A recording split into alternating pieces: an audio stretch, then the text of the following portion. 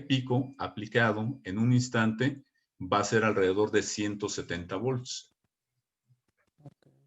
Estos 170 volts van a estar únicamente un tiempo, o sea, en un instante, cuando mi señal llega en su fase a los 90 grados positivo o menos en 270 grados, que tendría yo el valor negativo.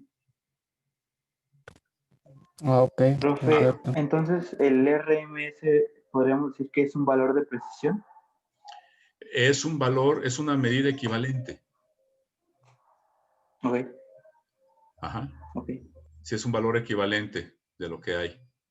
Y este valor RMS, pues es en el que están dados absolutamente todas las lecturas. O sea, cualquier lectura que dé un instrumento de medición, un multímetro, de corriente alterna va a ser RMS. Hay algunos instrumentos de medición, algunos multímetros que son más de laboratorio, que van a tener más funciones. Y una de las funciones que traen ahí es el, perdón, el valor pico, que yo lo conecto, activo esa función y me va a dar, si yo lo activo, valor pico 170 volts. Desactivo la función y me va a dar 127 volts. ¿Sí? Pero el valor pico va a ser una función específica que no todos los instrumentos lo traen. ¿Ok? Bien. Ahora, eso es el concepto, lo que significa dentro de la física. Y lo que son los números, el valor eficaz o RMS sería el del valor máximo sobre raíz de 2. Con esta relación encontraría yo lo que sería mi voltaje RMS. En el caso de corriente funciona exactamente igual. Ajá. La corriente eficaz o la corriente RMS sería la corriente máxima entre la raíz de 2.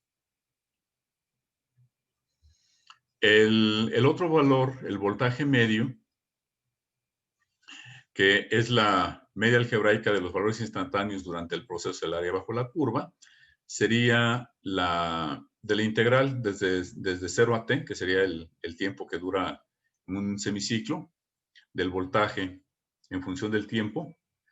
Y la solución de esta ecuación nos va a dar el punto 637 volts del voltaje máximo. Ajá. Que si estamos hablando de un voltaje de 127 volts RMS, el punto 637 estaríamos hablando que son como 107, 108 volts aproximadamente, el equivalente de la señal. Entonces, así en términos generales diríamos que el voltaje máximo de la señal que tenemos en nuestras casas va a ser 170 volts, que es el pico máximo. El voltaje RMS 127 volts y el voltaje medio alrededor de 108 volts. Ajá. Esos serían, digamos, los valores que estaríamos teniendo nosotros. O sea, la forma de parametrizar una señal periódica de corriente alterna. Ajá. Y el otro concepto que utilizan mucho los eléctricos para algunas cuestiones, pero en este caso, en esta materia no lo vamos a utilizar, es el factor de forma. Este factor de forma es una relación que hay de una señal de cualquier índole, ya sea una señal sinoidal, cuadrada, triangular, diente de sierra, en fin, cualquier señal periódica, que sería la relación que hay entre el voltaje RMS y el voltaje medio. En el caso de el factor de forma para una señal sinusoidal sería 1.11. ¿Sí? Eso sería lo que nos arrojaría este factor de forma. De hecho, si yo tengo un factor de forma de 1.11, ya sé que me estaría refiriendo a una señal sinusoidal. Esta parte pues, es mero concepto para que lo tengan de su conocimiento. Dentro de cómo vamos a tratar la materia y los ejercicios, no lo vamos a ver. ¿Ok? No tendría utilidad. No vamos a entrar tan profundo en lo que se refiere el análisis de corriente alterna. ¿Alguna pregunta con los números? Sí, profe, yo tengo una. Sí. El valor que tenemos ahí de 0.637, Ajá. ¿cómo es que influye de tener 127 a 108 volts? Ah, bueno, tú lo sacas con no con el RMS, sino lo sacas con el voltaje máximo. O sea, por ejemplo, si yo tengo un voltaje de 127 volts y lo multiplico por la raíz de 2, 127 por la raíz de 2, obtendría 179.61. Ese sería el voltaje máximo que voy a alcanzar. Y si este voltaje máximo lo multiplico por 0.637, me va a dar un voltaje de 114 volts. Ajá. Ok, sí, Esa profe, ya entendí. sería la relación que hay. Todo se hace con relación al voltaje máximo o voltaje pico. El BP quiere decir voltaje pico. Ajá. Es lo que significa. Sí, profe, gracias. ¿Ok? ¿Alguna otra duda con estos números? Ok. Bueno, básicamente es la relación que hay entre uno y otro.